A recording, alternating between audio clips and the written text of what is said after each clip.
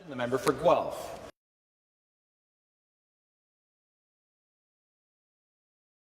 Speaker, my Superior ruled that enforcement of animal welfare laws had to change. In early March, the OSPCA gave notice that it would no longer enforce these laws as of April 1st, just 6 days from now. Yet the government has not announced a plan to cover the gap.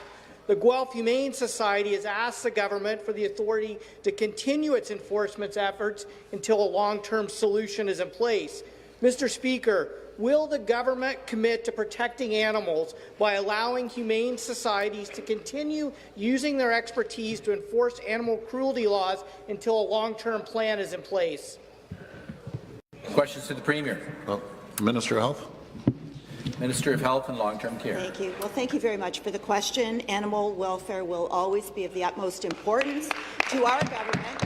We are committed to ensuring that animal welfare continues in the province, and both our government and the OSPCA have a long history and a shared commitment to protect animals in Ontario.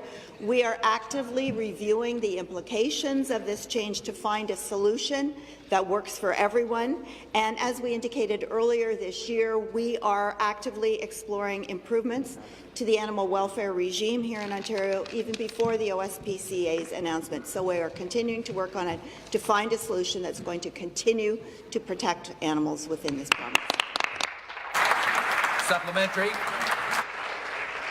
Mr. Speaker, the clock is ticking. 6 days, and we will not have an enforcement regime in place in Ontario. I've received thousands and thousands of emails about this issue, asking for the government to step up and make sure an interim plan is in place. Protections for animals should not be left in limbo. We clearly need stronger laws to protect animals in human care.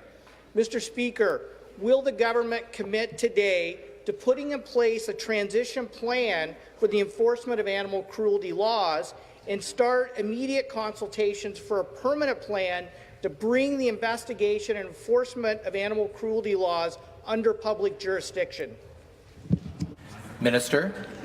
Well, I thank the member opposite for your interest in and your commitment to animal welfare, which we obviously share on this side of the House.